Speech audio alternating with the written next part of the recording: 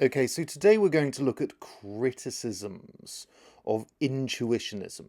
Remember, intuition, sorry, intuitionism is comprised of various ideas, but the basic idea is that we look at the world and we see good things in it. They are a matter of fact. That means it's a realist theory. It believes that there are moral facts in the world. Goodness really exists in the world, and our statements about them are truth apt. That's what makes it cognitivist. The two central kind of claims here are this goodness that exists in the world can be known. It is a fact, and it is known kind of as in a self-evident way.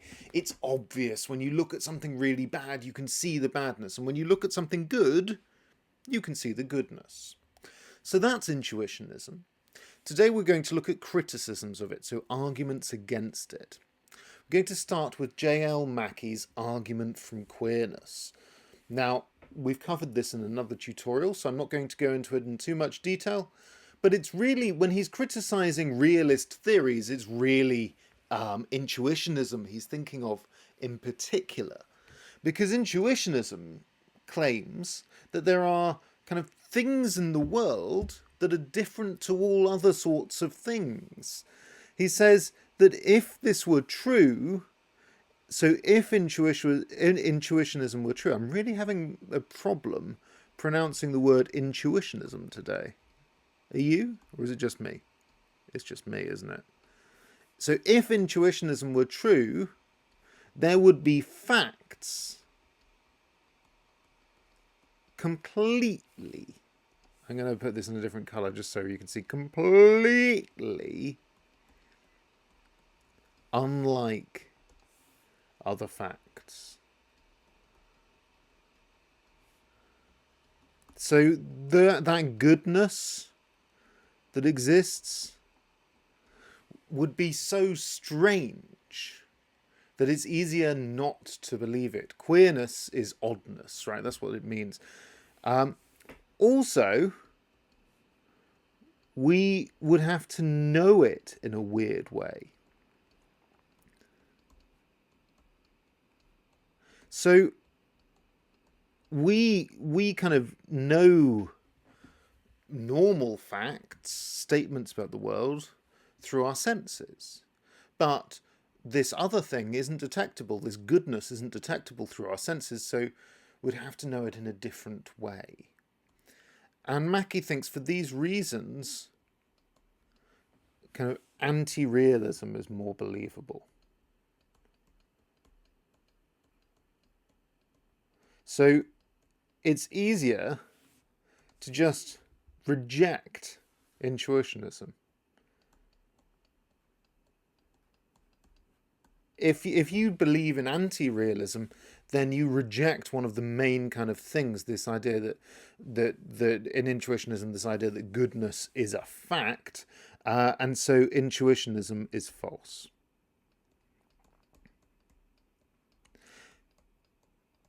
Okay, so that is one argument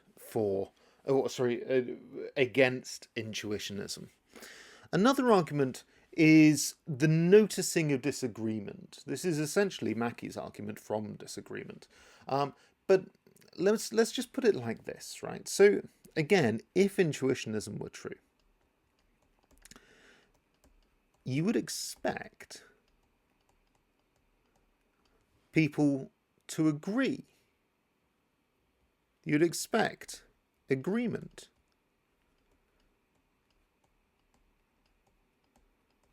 But there isn't moral agreement. There are huge differences between our different kind of belief systems, our moral belief systems. For instance, we think that slavery is bad, right? But if you lived in the time of the British Empire, or the Roman Empire, or the Greek Empire, or the Egyptian, or basically any empire, you thought that slavery was pretty good. So that's kind of a fundamental disagreement. And if that's the case, then we're clearly not seeing the same thing. It's not like throughout history we disagree about whether the sky is blue or whether heavy objects fall to the ground. Those are facts. But when it comes to our intuitions, there is disagreement. And so a conclusion we could draw from that is that we don't know moral facts. Our intuitions aren't the same. Now, some intuitionists respond to this by saying, well, maybe some people's intuitions are faulty, or if you're someone like W.D. Ross, you'd say that you can kind of identify-ish the moral view, the good, but then your inductive reasoning afterwards to determine the rules has gone wrong somehow. So there are responses to those, and those are a couple. I think it's probably worth me kind of responding. So I think that probably the best one to note down is this idea that maybe the process between kind of intuition and then the actual rule goes wrong for some people and not for others. And maybe that's why there's disagreement. This, by the way, this argument from disagreement is really related to one of the other kind of criticisms. I'm not going to mention it here because there's two other really big ones that I want to talk about. But it's worth just stopping and thinking for a second.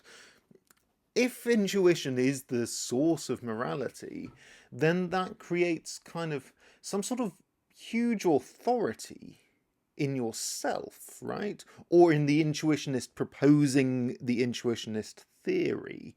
They're saying, oh no, I see it clearly. Maybe you don't see it clearly enough. Maybe you need to see it more like me. And that might be a problem. Let's move on. Let's move on to the next criticism. So this is, I think, one of the really big criticisms of Intuitionism. It comes from Simon Blackburn.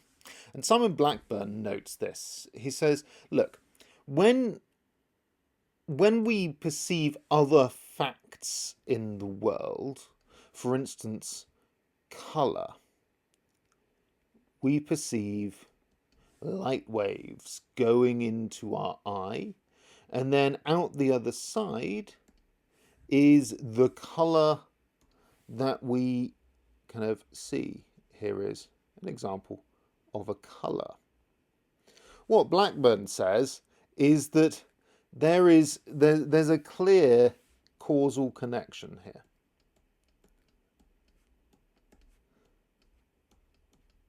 In colour perception. In normal facts, basically. Oh, that's an interesting E.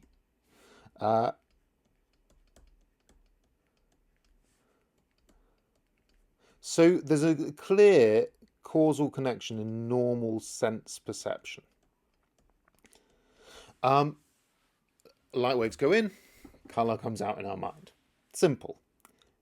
But, and this is the big point, when we, as if we were intuitionists, when we kind of perceive something, some sort of wrongness going on over here, let's say we perceive some form of murder taking place. Now, in that murder, we see the normal facts, but according to Intuitionism, a lot of bullet holes going on there. According to Intuitionism, as well as the moral facts that we see that kind of go into our eyes, we also see, sorry, as well as the normal facts, we also see the moral facts. And then we can say, that's bad.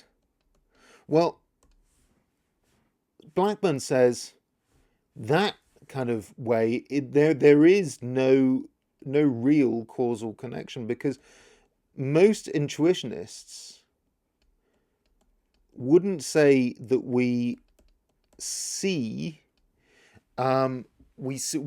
morality in the same way with the same senses. Instead, we have some other mysterious way of seeing it. So he's basically saying, you haven't given us an answer. How do we see morality? How do we see it? There's no clear answer to that question. And this really leads us on to the final criticism, which is G.J. Warnock's criticism. He says that because intuitionism is so vague about our way of gaining knowledge, it's so vague. I'm going to write vague in that colour, just so you can see. Because it's so vague, it doesn't actually answer any questions. It doesn't provide us with a system of morality.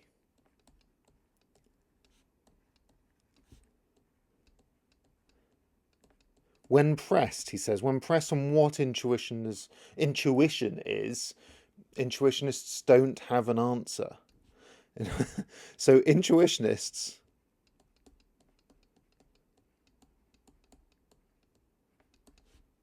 don't know what intuition is. And that's a big problem. So if you can't answer what the kind of center of your theory is, then you can't really form an ethical system that can be subject to philosophical rigor and that can contribute to the debate. As he writes, the theory appraised, so kind of evaluated as a contribution to philosophy, seems deliberately, almost perversely, to answer no questions. It answers no questions, to throw no light on any problem. It doesn't give us a system for moral decision making. So the objection goes. Instead, it just gives us question marks. How do I know things? How do I know what is good and bad? Well, it's not clear. Now, commentators have replied to Warnock by saying, well, you have the whole system that is W.D. Ross's or G.E. Moore's system of deciding right from wrong. But I think Warnock would say those theories are based upon that intuition that is unclear as a system. And that really is the main criticism of Intuitionism.